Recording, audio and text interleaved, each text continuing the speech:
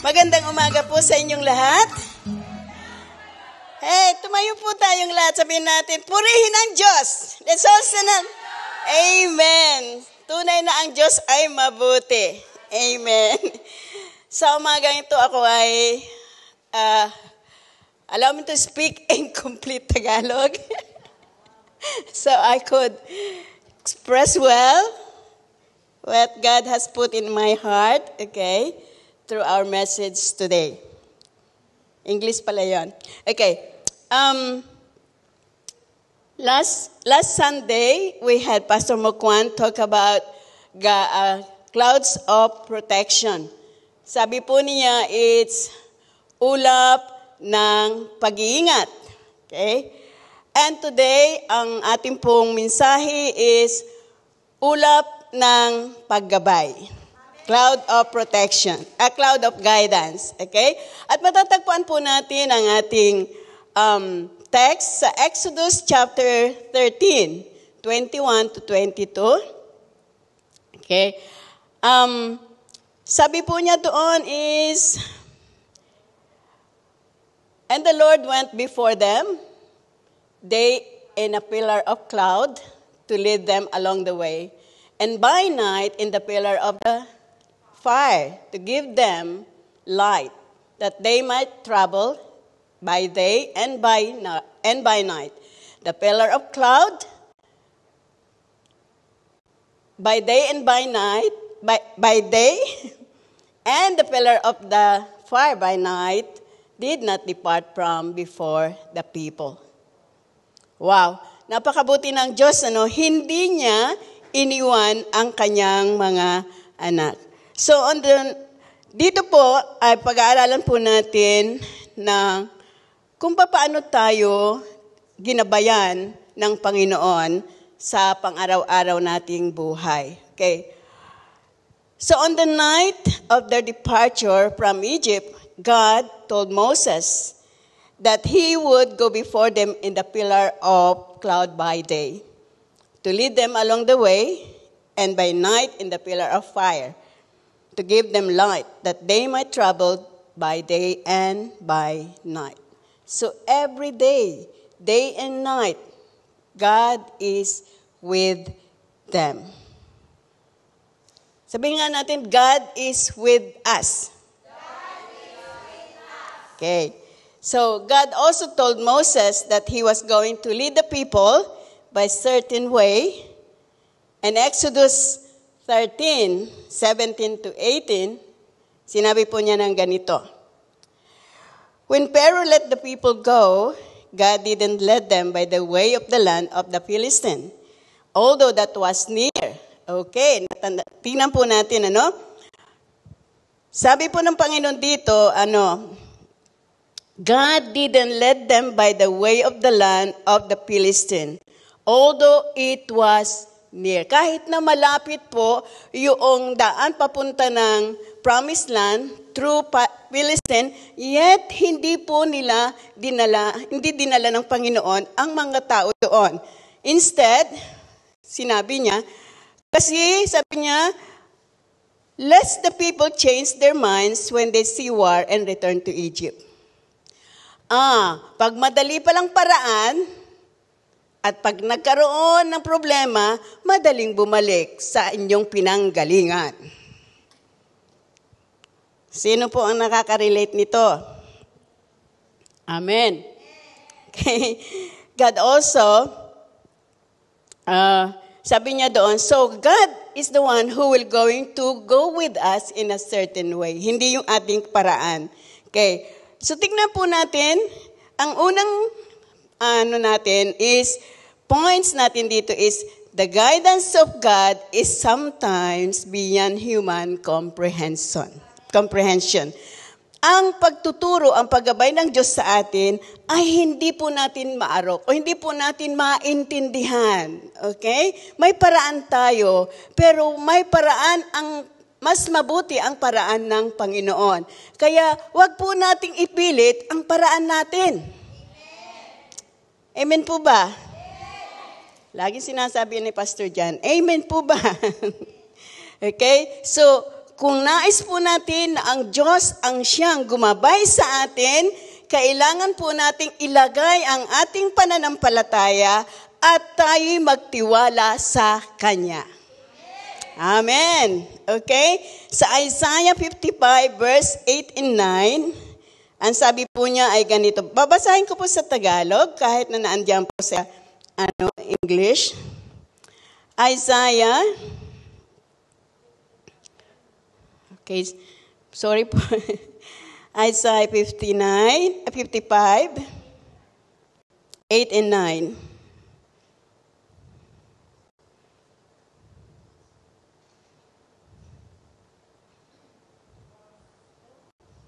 For my thoughts is higher than your thoughts. Sa English. Sa Tagalog po ay ito.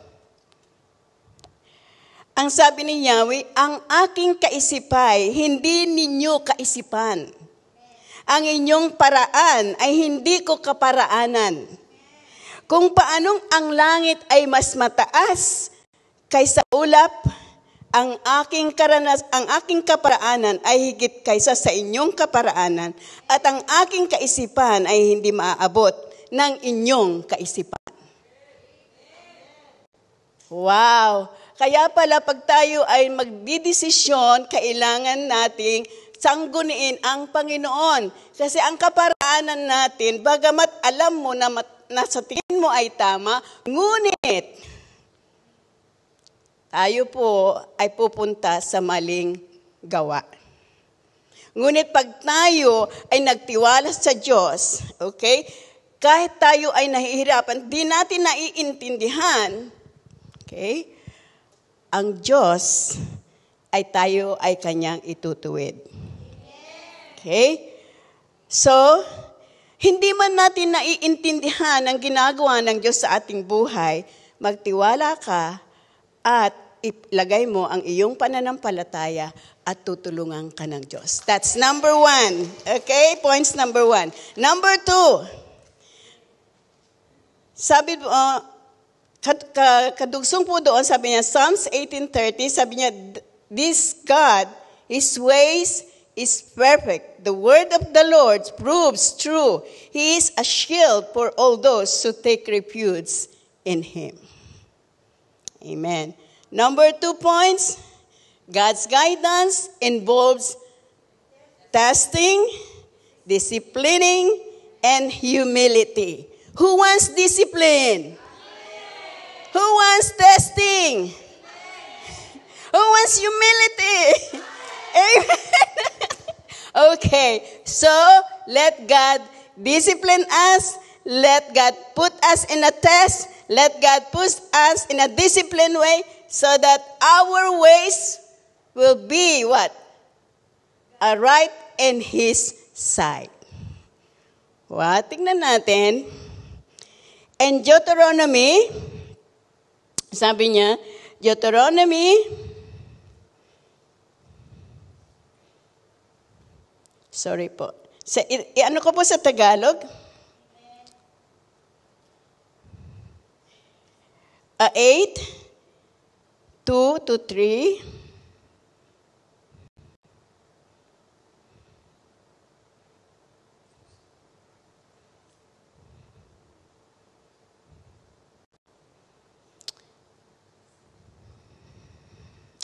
Oh, it's okay. English na lang, para natatagalan po tayo.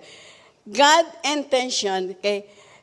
And you shall remember the whole way that the Lord your God has led you to these 40 years in the wilderness, that He might humble you, okay? Testing to you, you know, what was in your heart. Testing you to know what was in your heart, whether you would keep His commandment or not. Okay. So, the way pala, kaya tayo tinitest ng Panginoon ay para makita ng Diyos kung totoo yung nasa puso mo. Okay? So, huwag tayong mamroblema kung tayo ay inilalagay ng Panginoon sa ano? Sa pagsubok. Okay. And, ang intention ng Panginoon is, God's intention from the very beginning was for the Israelite to journey through the wilderness for a short period of time so that he might humble and test them, okay, to see what is in their hearts, whether they would keep his commandments or not, to let them hunger and feed them with manna, which they do not know, nor did their father know, that he might let them know that a man does not live by bread alone, but by every word that comes from the mouth of the Lord. So know then in your heart that as a father disciplines his son, the Lord your God disciplines you. Amen. Sometimes we don't want discipline actually. We want to do our own way. Pastor Juan will always say, join our kingdom discussion because you will learn more about it. But a lot of us would say, I have what? I have part-time job. I have 6 children. But the Lord says, when we give ourselves to the testing of God, when we keep ourselves under the discipline of the Lord, He knows what He is doing. Okay? Alam ng Diyos kung ano ang ginagawa sa atin ng Panginoon. Okay? Alam niya yon. Kung hindi man natin naiintindihan, and yet magtiwala tayo sa Kanya. Kasi nais niya tayo na hindi lang po tayo makatanggap yung panalangin natin, tayo agad-agad matatanggap natin ang ating mga panalangin. Pagka nagkaganon, magkakaroon tayo ng arrogante. Magiging mayabang tayo. Pag sinabi, natanggap ko, purihin ang Diyos. Pero sa totoo lang, parang sinabi mo dahil sa gawa ko. Kaya ko nagawa yun. Okay? But, pag tayo idinaan ng Panginoon sa pagsubok at sa disiplina, okay, sinasabi lang ng Panginoon, ginawa ko yan, hindi mo yan ginawa. Okay? Kaya, binibigyan kita na magpakumbaba. Na magsasabi na hindi ko kayang gawin yung ginagawa ko, kundi kaya kong gawin dahil sa kakayanan ng Panginoon na ginagawa niya sa aking buhay. Amen. Kasi sino po sa atin ngayon ang gustong magpa-discipline sa Panginoon? Amen. Okay. So, as we see, yung mga Israelita, sila po in spite doon sa ginawa ng Panginoon sa kanila, iniligtas sila, idinaan sila sa Red Sea, pinalampas sila doon. Pero alam ninyo, just like the crossing Red Sea, nagda-doubt pa rin sila sa kanyang mga ginawa. Many times, maraming bagay na ginawa ang Panginoon sa atin. Pinatawad tayo sa ating kasalanan, okay? Pinapunta ka na dito dahil yun ang ano mo noon. Okay?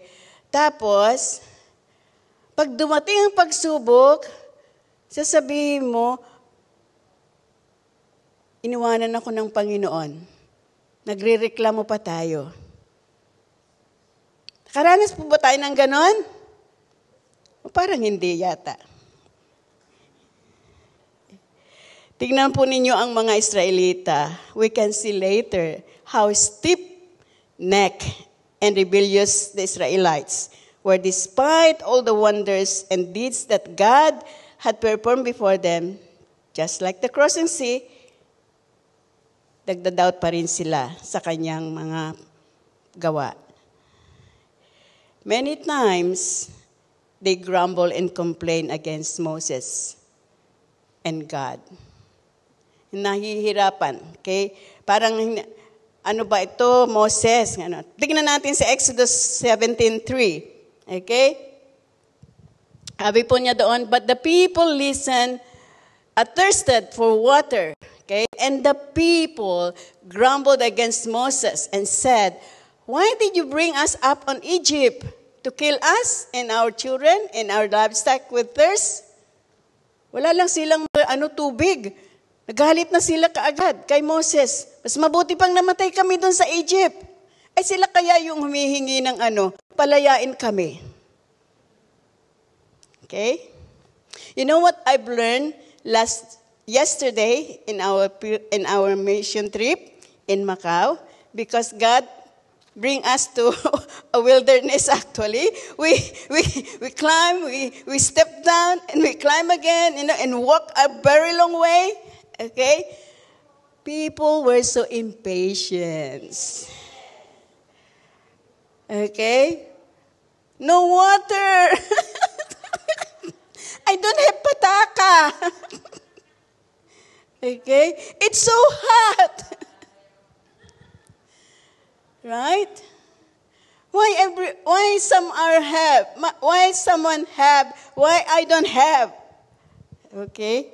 Nagreklamo. Right? And Pastor Mokwan has so patience, arranging all the, arranging all the bus stops where we can go. And some people who are, coming before Pastor Mokwan, Pastor and me, they are crying, I'm very tired already. I don't want to go. How far it is go? How far we go? So many are complaining. But when they saw the bus, they all running and they wants to ride on the bus. It's so hot, it's good. Some of them, I heard them, thank you, Lord, we're able to see the bus. Some said, it's about time to ride on the bus. Very stiff neck sometimes. But we all like that. We all like that. Just like Israelites. But remember, God says, the pillar of the clouds, the fire in the daytime, the pillar of clouds, never depart from them. And I think the Lord is with us yesterday. Why? Because we arrived safe and sound. Amen. Okay? Here, so number 1 is what? Guidance of, right? No, the God's guidance involves what? Discipline, testing, and humility. When we came from a minibus, when we ride on the minibus with Pastor Mokan, I saw Pastor Mokan was so exhausted, really. And I was humbled by his, diligence, his trying, even if he is, very hard to walk. I almost cried because me too, I also feel the pain. But this lady, wow, Pastor, it's been painful, really. I was with her in the office with Pastor Ben, and I can see. But, Pastor Mokwan was really very patient, very diligent, and the love, her love for us, okay? But sometimes we complain to her, okay?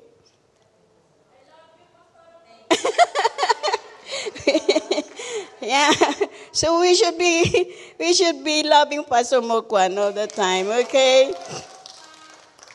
Okay. Amen. Okay.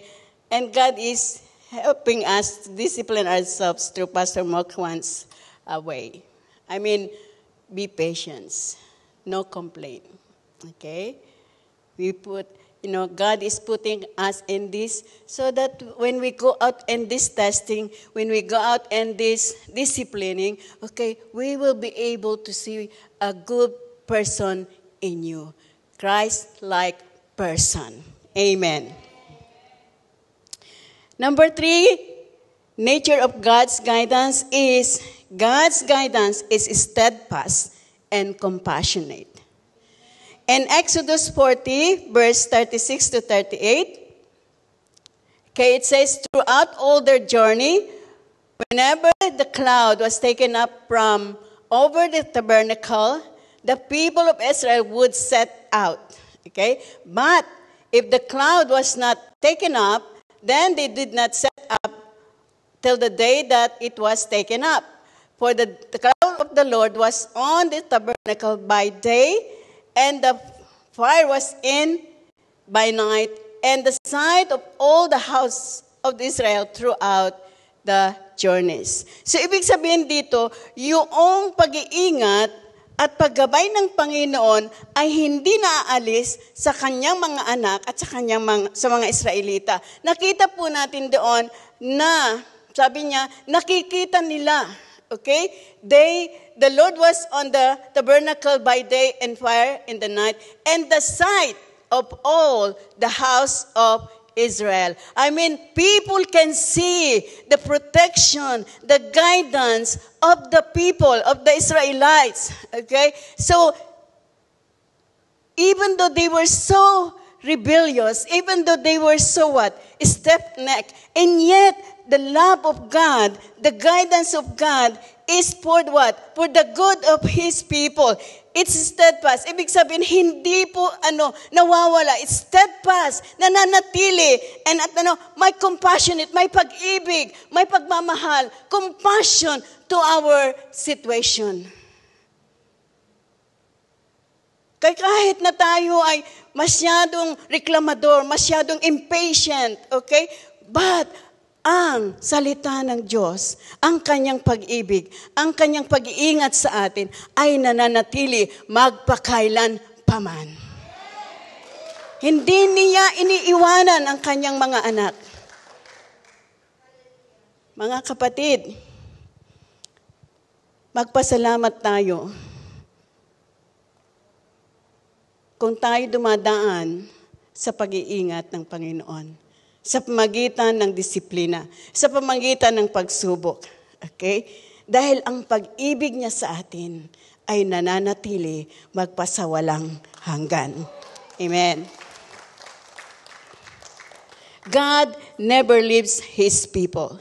He continued to guide them day and night until they reach the promised land. Friends, brothers, sisters, okay? God will keep His promise to you along your journey with Him. He will never depart His presence from us. Paul wrote, all those experience of Israelite was written so that we will be learning our lesson from them. And Paul wrote in 1 Corinthians 10, 1-12, that says, basahin ko po sa Tagalog. Mas maganda ko po sa Tagalog basahin ito para maintindihan po natin. Unang Korinto,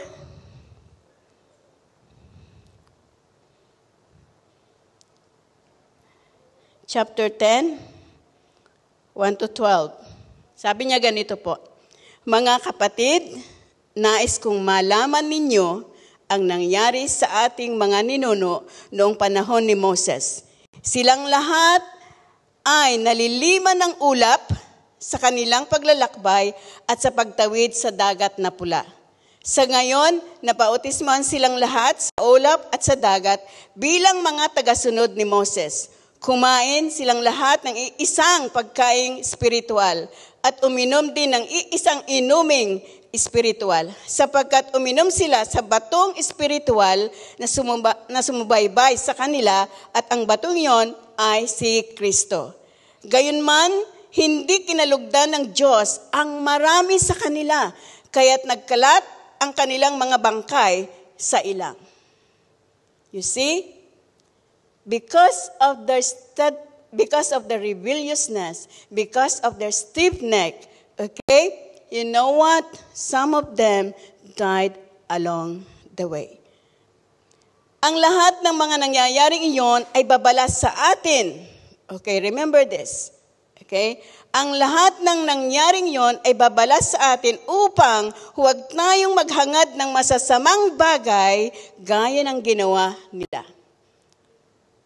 Sa unahan, nabasa po natin, man does not live by bread alone. Okay? Sabi niya, huwag tayong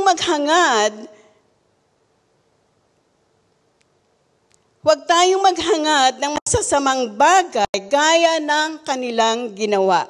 Huwag kayong sasamba sa mga Diyos-Diyosan gaya ng ginawa ng ilan sa kanila. Okay? Ayon sa nasusulat, umupo ang mga tao upang magkainan at mag-inuman at tumayo upang magsayaw. So ibig sabihin dito, sila po ay talagang napalayo, nakalimutan nila ang salita ng Diyos na nasa kanilang puso. And then sabi niya, huwag kayong makikiapid, gaya ng ginawa ng ilan sa kanila, kaya't 23,000 tao ang namatay sa loob lamang ng isang araw. Dahil sa kanilang katigasan ng ulo, dahil sa kanilang kasalanan, sa isang araw lamang, 100,000 ang namatay sa kanila. Okay? Ano pa? Huwag nating susubukin si Kristo gaya ng ginawa ng ilan sa kanila dahil sa ginawa nila, pinuksa sila ng mga ahas. Okay? Huwag din tayong magreklamo tulad ng ilan sa kanila, kaya't nilipon naman sila ng anghel na namumuksa. Nangyari yon sa kanila bilang babala. It's a warning for us. If we will disobey God, if we will do the things that God doesn't want us to do, God says, here, it's a warning for us. It's a lesson that we must remember, okay? That God wants you to be what? To be righteous. You know, along the way, along your journey with Him, God will always be there so that you will not be doing the things that He hates in your life. Kaya sabi niya, kaya mag-ingat ang sinumang nag-aakalang siya ay nakatayo at baka siya ay mabuwal. Okay? Sabi niya, for I do not want you to be unaware. Paalala po ito sa atin. Kailangan natin ang pag-iingat ng Diyos. Kailangan natin ang gabay ng Diyos sa atin sa araw-araw. Ipinapakita ito ng Panginoon, hindi upang kayo ay ma-discourage. Hindi upang kayo ay madismaya. Pinakita lang ito ng Panginoon para sa ating example na hindi natin tutularan yung ginawang masama ng mga Israelita. Okay? Sabi niya, do not be idolaters. Some of them were. Okay? At it's written, the people sat down and eat and drink and rose up to play.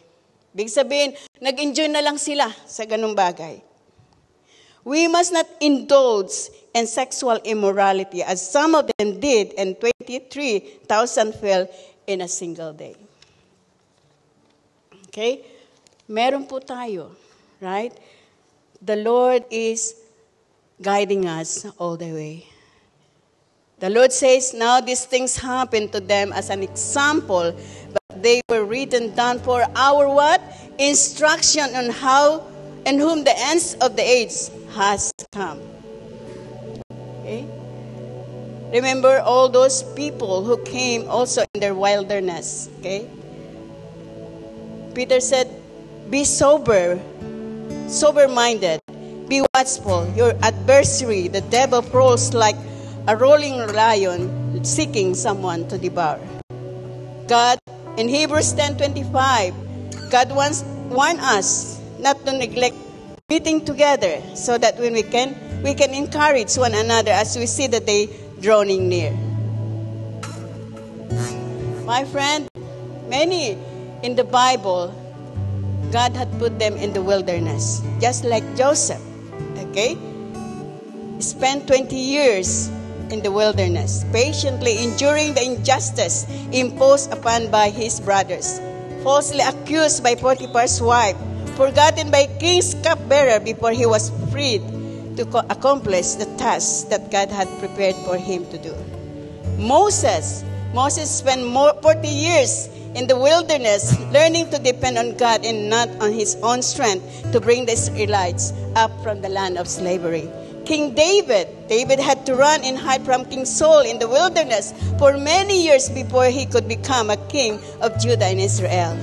But despite being appointed earlier by Samuel to be the king of Israel, David resisted the temptation to King Saul twice when he was given the opportunity. Instead, David chose to trust and obey God's ways and plan for him. Our Lord Jesus Christ, he was also put in the wilderness. In Matthew 3:16-4:1, Jesus was led by the Spirit in the wilderness to be tempted by the devil. If our Lord himself had to spend 40 days and 40 nights fasting in the wilderness so that he could rebuke the devil's temptation before he could begin the ministry his Father had sent him to do, what do you think he is trying to convince us today? Are you in your wilderness? God wants you. God is saying, trust me. Though you are in the wilderness, I can bring you through if you will trust me. Okay? Jesus warning us about the trials and temptation that will come and encounter in this world. In John 16:32-33, Jesus told his disciples, in this world you will have tribulation, that if they persecute me, they will also persecute you. But take heart, I have overcome the world. And 2 Timothy, Paul also warned us that all who desire to live a godly life in Christ Jesus will be persecuted.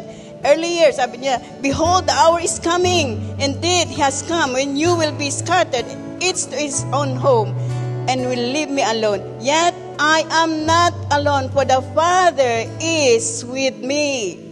Okay? Friends, if we are going through in our wilderness, remember this. God is with us in guiding us. And today, any one of us here today, are you in the wilderness?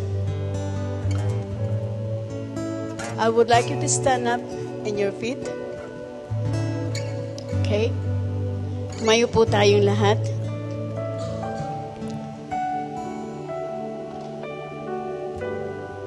If you feel that you are in some kind of wilderness situation right now, whether it is ordained by God or a result of our disobedience, be encouraged to know that you may not necessarily be in a bad place. God wants to get into maybe one of you, maybe sa atin, gusto ng Panginoon na kausapin ka niya personally. Gusto niya na kausapin ka niya na mag-usap kayo heart by heart. Okay? Mahal ka ng Diyos. Ano man ang pinagdadaanan mo ngayon, kasama mo ang Panginoon. Kausapin mo siya. Lumapit po tayo sa Kanya. Okay? Taas po natin ang ating mga kamay. Dumulog po tayo sa Panginoon. Manalangin po tayo. Amang Diyos, salamat po. Di mo kami pinababayaan. Nandiyan ka lagi, Panginoon. Lord, yung aking pinagdadaanan ngayon, dalangin ko na ituwid mo po ako, Panginoon. Ayaw ko pong humakbang, Panginoon, sa aking kakayanan. But Lord, dalangin ko po, Diyos, na bigyan mo ako ng karunungan, O God. Lord, hayaan mo na ang banal na Espiritu ang siyang gumabay sa akin, Panginoon, sa oras na ito. Maaring, Panginoon, dumadaan ang mga kapatid ko sa broken relationship, financial problem, Panginoon, o may karamdaman, Panginoon, na nagsabi ang doktor na hindi na kayang gamutin o hindi na kayang pagalingin, Panginoon. Lord, kaya mo, Panginoon, kasi kasama ka namin, Panginoong Jesus. Hallelujah. Lord, Lord, tingnan mo ang puso namin, Panginoon, sa aming pagdulog sa iyo. Saliksikin mo ang aming puso, Panginoon. Ano man yung mga bagay, Panginoon, o Diyos, na hindi mo nais na makita sa aming puso, Panginoon. Amin pong dinadala ito sa iyong harapan. At humihingi po kami ng tawad, Panginoon. At patawarin mo kami, O Diyos. I-restore mo muli, Panginoon, O Diyos, yung unang pag-ibig namin sa iyo, Panginoon, O God. Hallelujah. At alalahanin mo po kami, Panginoon Jesus. Salamat, Panginoon, at hindi mo kami iniiwan. Hallelujah. Day and night, your love constantly is with us, Father God. Day and night, your guidance is with us, Father. So we can trust you and we can put our faith in you, Father God. Thank you, Lord, for this message, Father God. Lord, we really, Father God, you are our loving Father, our Savior, our Redeemer, our hope, our joy, our helper, Father God, our comforter. Hallelujah. Thank you, Jesus. God, move in our in a very special in our midst today. Thank you, Jesus.